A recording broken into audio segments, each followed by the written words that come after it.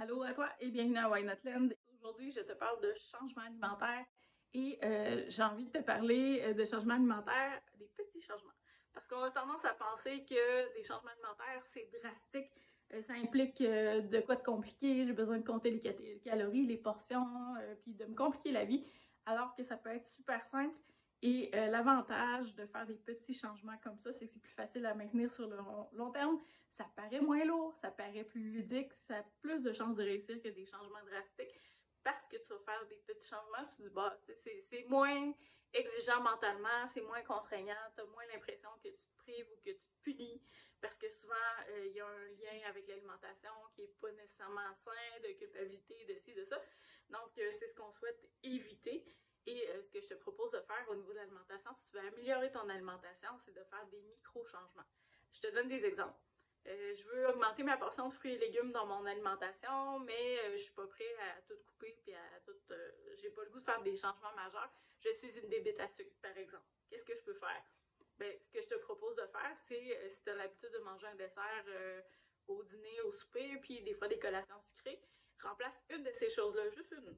Juste un dessert ou juste une collation sucrée par des clémentines, par des petits fruits, par quelque chose qui va te rassasier ou te combler au niveau de la dent sucrée, mais qui va apporter plus de fibres, plus d'éléments nutritifs, de vitamines et minéraux que si tu mangeais, par exemple, des bartendes ou des desserts. Donc, substitue juste une chose comme ça, puis tu vas voir, tu fais ah, mais crème, je me sens mieux, je me sens plus léger, j'ai plus d'énergie, tu vas voir les bienfaits tranquillement, puis peut-être que tu auras envie de substituer un autre dessert ou une autre collation et tranquillement comme ça de faire des changements. Je te demande pas du jour au lendemain de couper les sucres raffinés, c'est difficile si tu es habitué de prendre du dessert tout le temps ou d'avoir des breuvages sucrés, des choses comme ça, mais il y a moyen de diminuer la dose progressivement. Moi, j'avais l'habitude de prendre du sucre dans mon café quand j'ai commencé à boire du café. Maintenant, j'en mets plus.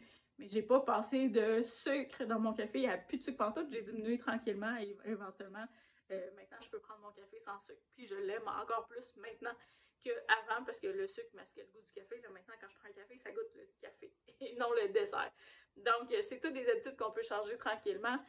Si toi, tu es un accro des chips, par exemple, puis tu veux pas t'empêcher d'en manger, mais tu veux juste diminuer les portions, puis diminuer ton nombre de calories. Parce que si je passe au travers d'un sac de Doritos au complet, c'est quasiment 2500 calories, si je me trompe pas. C'est du stock, là, un gros sac. Là. Si tu manges en une soirée, c'est beaucoup de calories. On frôle, pour une livre de poids corporel, c'est 3500 calories. Fait que si tu manges des chips très régulièrement, si tu passes au travers d'un sac de chips ou deux par semaine, et plus, parce qu'il y en a qui en mangent à tous les soirs, ça peut représenter beaucoup de calories et beaucoup de livres sur la balance. Si tu dis, parce qu'il y a des trucs addictifs là-dedans, je suis pas capable de m'en priver, je suis pas capable de m'en empêcher, parfait, prends tes chips, prends-en dans un bol, considère la portion, par exemple, souvent c'est 20 chips une portion, ben compte tes chips, mets-les dans un plat, puis regarde, ce soir c'est ça que je mange, puis je mets le cadenas sur le sac de chips, puis après j'en mange plus. Comme ça, tu vas pouvoir combler ton envie de manger des chips sans passer au travers le sac et sans culpabilité, et je te garantis que tu vas les savourer au lieu de les manger systématiquement comme un broyeur. Donc, ça peut être une belle façon de diminuer tes calories sans t'empêcher de manger des chips. Là, tu vas dire, t'es une kinésiologue puis tu me dis que je peux manger des chips. Ben, c'est une question de dosage. Je t'amène à des solutions pour diminuer progressivement la dépendance à ces aliments-là, c'est-à-dire au sucre raffiné ou au salé. C'est la même chose avec le gras. Je peux manger du bacon, mais j'en mangerai pas tous les jours. Je vais manger 3 tranches au lieu de 4. Il y a plein de façons de diminuer tranquillement, sans avoir de gros impacts, sans avoir l'impression de se priver, sans virer fou, sans avoir des rages de faim. Donc, il y a moyen d'y aller petit pas à la fois vers des meilleurs changements. Puis qu'est-ce qui est mieux? Prendre un petit bol de chips qui va représenter 250 calories ou passer au travers de le sac qui représente 2500 calories, c'est-à-dire 10 fois plus. Je pense que ton bol est déjà un meilleur choix que le sac au complet. Donc, d'y aller comme ça, à petite dose, te permet de te récompenser, d'avoir des aliments que tu aimes sans virer fou, sans virer folle, puis tranquillement t'amener vers des meilleures habitudes alimentaires. En diminuant ta portion aussi, tu vas diminuer ton réflexe et ta dépendance à ces aliments-là.